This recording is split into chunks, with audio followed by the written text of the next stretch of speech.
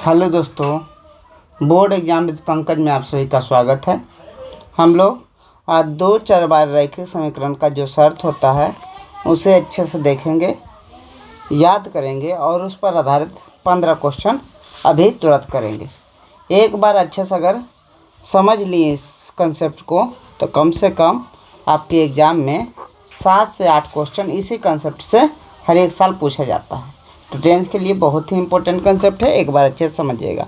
पहला होता है a1/a2। अगर a1 यस लिखते हैं, b1 बाई लिखते हैं, प्लस c1 लिखते हैं बराबर 0। दूसरा समीकरण लिखते हैं a2x plus b2 by plus c2 बराबर 0 लिखते हैं। तो तीनों इस दोनों रैखिक समीकरण के लिए कुछ शर्तें होती है। जब a1/a2 नहीं बराबर होता है b1/b2 के लिए, तब कुछ शर्तें होती है।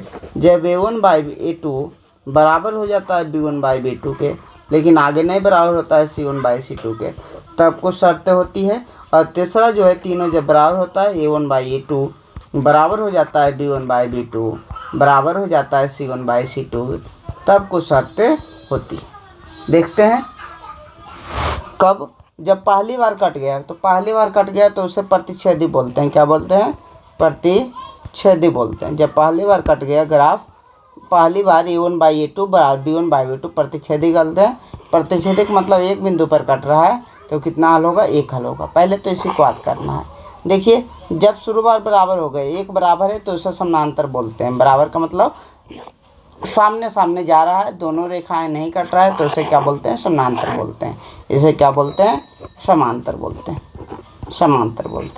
समांतर का मतलब कितना हल है? समांतर का मतलब कभी नहीं कट रहा है तो 0 हल है। आगे देखिए, 2 बार बराबर हो गया तो उसे समपाती बोलते हैं। समपाती का मतलब एक रेखा पर दूसरा रेखा है तो इसे समपाती बोलते हैं। इस पर कितना हल होगा? कितना बार कट रहा है? तो अनंत बार कट रहा है। कितना बार कट रहा है? अनंत। ठीक है, अनंत बार कट रहा है। उसके बाद आपको इसमें ध्यान रखना है संगत कौन है, असंगत कौन है, उसका विरोधी कौन सा है, अविरोधी कौन सा है, उसके बाद आश्रित कौन सा है और आश्रित नहीं कौन सा है। ये तीनों बातें को आपको अच्छे से ध्यान रखनी होती है। तो देखिए, तीनों बात को अच्छे से समझाते हैं। जो समानांतर है, समानांतर का मतलब 0 हल आ रहा है। 0 हल का मतलब क्या है? x बाई का कोई हल नहीं आ रहा है। x प्लस वाई बराबर मान लीजिए 2 लिखें, x प्लस वाई बराबर कोई उसी 5 लिख दे। x प्लस वाई बराबर 2 भी है, x प्लस वाई बराबर 5 भी है। तो ये दोनों तो कभी बराबर एक साथ नहीं हो सकते हैं। तब जब एक साथ बराबर हो जाए तो उसे संगत कहते हैं। जब एक साथ बराबर नहीं हो जाए तो उसे क्या कहते हैं? एक साथ बराबर संभव हो जाए तो संगत कहते हैं। एक साथ बराबर नहीं हो कुछ, उसे क्या कहते हैं? संगत। जब इसका कोई हल नहीं है तो एक साथ कभी बराबर नहीं होगा। अगर एक साथ कभी बराबर नहीं होगा तो समानांतर जो होता है कैसा होता है? समानांतर जो होता है असंगत होता है। समानांतर क्या होता है? असंगत होता है। और याद करने का तरीका बताएंगे। अच्छा, संगत, अच्छे से पूरा वीडियो को देखिए। संगत हो गया। उसके बाद एक चीज़ और देखिए, संगत हो गया। एक होता है विरोधी। विरोधी का मतलब क्या है? अगर पहला का वैल्यू, जैसे मान लीजिए पहला समीकरण हम लिखे, x प्लस वाई बराबर 8 लिखे, x माइनस वाई बराबर लिखे 2, तो x का कुछ वैल्यू आएगा। x का वैल्यू मान लीजिए 5 आया और y का वैल्यू 3 है, तो दोनों को जोड़ेंगे तो 8 आ गया, दोनों घटाएंगे तो कितना आ गया? 3 आ गया। दोनों अगर साथ साथ चल रहा है तो विरोध तो नहीं कर रहा है, दोनों में वैल्यू पुट हो रहा है, विरोध नहीं कर रहा है। लेकिन वही क्वेश्चन लेंगे, x प्लस वाई बराबर 5, x प्लस वाई बराबर 2 लेंगे, तो कभी इसका कोई भी हल होगा जो इन दोनों को सेटिस्फाई नहीं करेगा। यानी दोनों एक दूसरे के साथ साथ नहीं है, यानी क्या है? विरोध कर रहा है। ये विरोध नहीं कर रहा है क्योंकि एक साथ बराबर हो रहा है यानी विरोध नहीं कर रहा है। ये बराबर नहीं हो रहा है इसलिए क्या हो रहा है? विरोध भी कर रहा है। तो असंगत अविरोधी कौन सा होता है? जो समानांतर होता है। समानांतर असंगत होता है और क्या होता है? असंगत के साथ विरोधी होता है, जिसमें असंगत हो गए विरोधी हो गए। और उसके बाद देखिएगा, जब असंगत अविरोधी हो गया तो ये क्या हुआ? संगत हो गया। संगत और क्या हुआ? ये जो हो गए अविरोधी हो गए। संगत को अविरोधी कहते हैं, असंगत को विरोधी कहते हैं। ये भी संगत होगा और क्या होगा? संगत होगा, अविरोधी होगा। अविरोधी। एक चीज़ आप देखिएगा, एक होता है आश्रित। आश्रित का मतलब क्या है? पहला समीकरण दूसरा पर जब आश्रित होता है, जैसे मान लीजिए 2x प्लस 3y बराबर 8 बोले अब 4x प्लस 6y बराबर कितना बोले 16 बोले। देखिए इसका अनुपात बराबर 1/2 1/2 1/2 है। इसका मतलब क्या हुआ, इसका मतलब अगर इसको 2 से गुना करेंगे तो ये आ जाएगा, यानी इस पर डिपेंड तो कर रहा है। तो आश्रित किस में है, केवल जब अनंत हल होता है, जब तीनों बराबर होता है तो आश्रित होता है। तो इसमें क्या होगा, इसमें आश्रित भी होगा और दोनों में क्या होगा, आश्रित नहीं होगा। दोनों में क्या होगा, आश्रित नहीं, आश्रित नहीं। अगर इस बात को अच्छे से समझ लेते हैं तो बहुत सारा कन्फ्यूजन एक साथ आपका दूर भी होगा और आपका क्वेश्चन भी आसानी से सब बनेगा। देखिए एक बार और रिपीट कर देते हैं, सभी बात को अच्छे से सुनिएगा। अगर कह रहे हैं पहली कट गया, पहली कट गया, इसको क्या बोले, प्रतिच्छेदी बोले। अगर प्रतिच्छेदी हो गया कितना सोल्यूशन हुआ, एक सोल्यूशन। दूसरा क्या बोले, अगर पहली बार बराबर हुआ दूसरी बार कट गया तो इसे क्या बोले, समानांतर बोले। समानांतर बोले, समानांतर का मतलब कितना, जीरो सोल्यूशन। जीरो सोल्यूशन का मतलब दोनों का कोई वैल्यू एक दूसरे के साथ मैच नहीं कर रहा है। जैसे x+2 लिखे, x प्लस वाई बराबर 2, x प्लस वाई बराबर 5 लिखे, ये दोनों का कोई भी वैल्यू नहीं मैच करेगा तो इसे क्या बोले, असंगत बोले। असंगत का मतलब क्या है, असंगत का मतलब विरोधी। असंगत का मतलब क्या है, विरोधी है। ये असंगत है और क्या हो गया, विरोधी हो गया। ठीक है, अगला देखिए इस बात को कि जब दोनों बराबर हो जाए तो उसे क्या कहते हैं, उसे संपाती बोलते हैं। क्या बोलते हैं, संपाती। संपाती का मतलब एक रेखा पर दूसरी रेखा है तो कितने हल होंगे, अनंत हल होंगे। अनंत हल होंगे। ये असंगत हो गया, जीरो हल वाला असंगत हो गया, यानी जिसका कोई हल नहीं होता है उसे असंगत कहते हैं और जिसका हल होता है उसे संगत कहते हैं। तो इसका तो हल हो रहा है तो ये संगत है, इसका भी हल हो रहा है तो ये संगत है। संगत का मतलब अविरोधी होता है। संगत माने विरोध नहीं करने वाला, वो संगत होता है। विरोध नहीं करने वाला माने अविरोधी। संगत का मतलब क्या होता है, अविरोधी। संगत का मतलब क्या होता है, अविरोधी। उसके बाद आश्रित याद रखिएगा। आश्रित का मतलब जब तीनों बराबर है तो उसको आश्रित बोलते हैं, बाकी सब आश्रित नहीं होता है। बाकी सब क्या होता है, आश्रित नहीं, आश्रित नहीं। अब क्वेश्चन आएगा, दो क्वेश्चन से समझेंगे अच्छे से इस कंसेप्ट को एक बार और।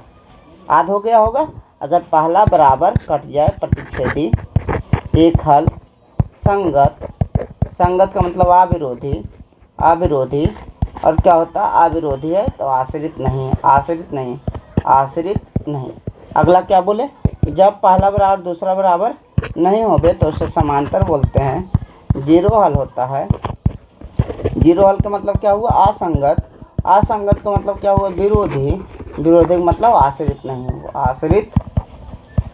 आश्रित कब होता है, जब तीनों बराबर होता है, बस इतना याद रखना है। ये हो गया बराबर दोनों हो गया तो इसे क्या कहते हैं, संपाती। कितना हल होता है, अनंत हल। जब हल हो गया तो क्या होता है, संगत होता है।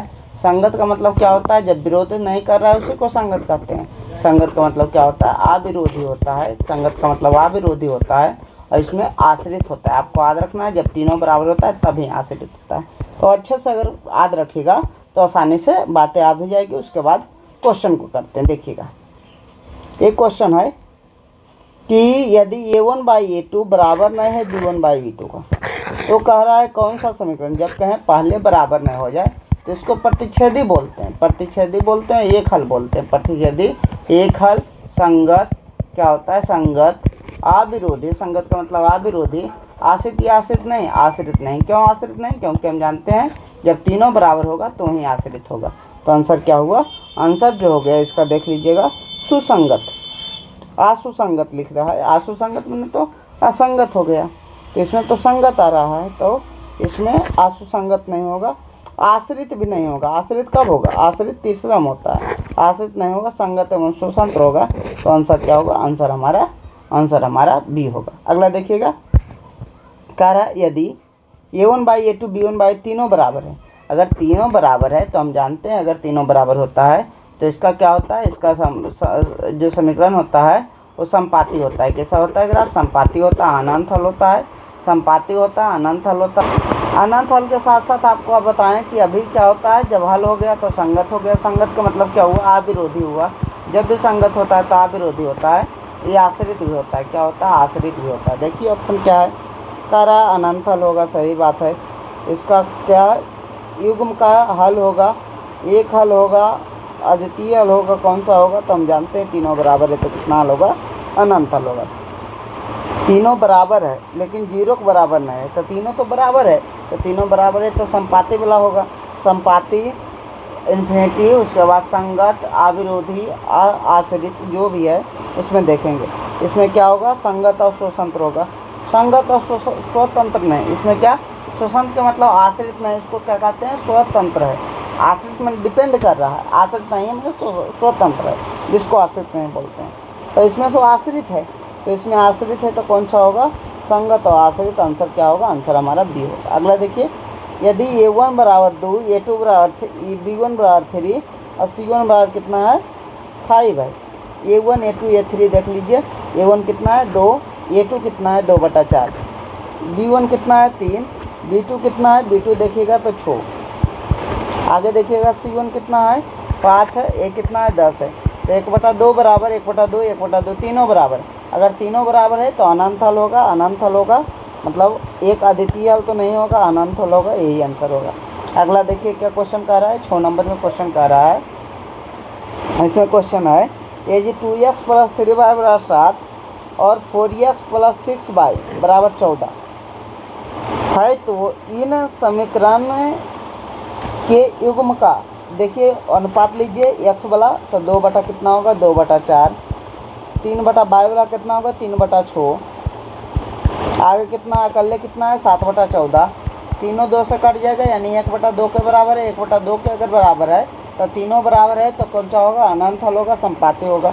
देखिए इसमें क्या आंसर होगा, आश्रित होगा। तीनों बराबर है तो आश्रित भी होगा, तो आश्रित किसमें, आश्रित इसी में है, यानी आंसर क्या होगा, आंसर हमारे बी होगा। आगे देखते हैं, क्वेश्चन नंबर 7 कह रहा है, यदि 3x + 5y = 15 है, तो 3x + 5y देखिए, इसको मिटाते हैं, उसके बाद देखिए 7 नंबर कह रहा है 3x, यस की जगह 3 है, इसमें यस की जगह 6 है, बाई की जगह 5 है, बाई की जगह 10 है, या अकेले 15 है, अकेले 30 है। काटेंगे तो 1/2 1/2 1/2 आ रहा है, यानी तीनों बराबर है। अगर तीनों बराबर है तो फिर ही संपाती होगा, अनंत हल होगा, आश्रित होगा। देखिए कैसा है, इसमें ऑप्शन दिया अनंत हल है, तो ऑप्शन सही क्या होगा, अनंत हल होगा। अगला देखते हैं, अगला क्वेश्चन 8 नंबर क्वेश्चन क्या कह रहा है, 8 नंबर क्वेश्चन कह रहा है, अगर A1 बराबर दिया हुआ है 1, A1/A2 1/2 हो गया, B1/B2 तो 2 बटा कितना है 4 है, 2 बटा कितना है 4 है। C1/C2 का मतलब क्या है, 3 बटा कितना है 7 है, 3/7। तो ये दोनों तो बराबर हुआ क्योंकि 2 से कट गया, लेकिन ये बराबर नहीं हुआ। पहला बराबर दूसरा बराबर नहीं हुआ तो इसको क्या कहते हैं, इसको समानांतर बोलते हैं। क्या बोलते हैं, समानांतर। समानांतर का मतलब क्या होता है, जीरो हल होता है। जीरो का मतलब क्या होता है, असंगत होता है। असंगत का मतलब क्या है, एक दूसरे का विरोध कर रहा है, विरोधी होता है। आश्रित होता है कि नहीं होता है, आश्रित नहीं। आश्रित नहीं का मतलब क्या होता है, स्वतंत्र है, आश्रित नहीं होता। आश्रित कब होता है, जब तीनों बराबर होता है।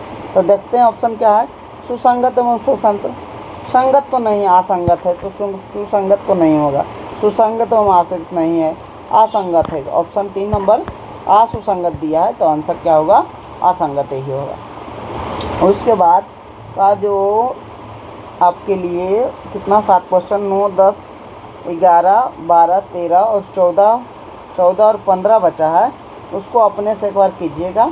उसके बाद उसका आंसर आप कमेंट कर सकते हैं। एक बार इस वीडियो को कर लीजिए, कम से कम आपके बोर्ड एग्जाम में 6 से 7 क्वेश्चन आसानी से बन जाएंगे। अच्छे से याद कीजिए, अपने से एक बार लिखिए शर्त को, आसानी से याद भी हो जाएंगे। Thank you.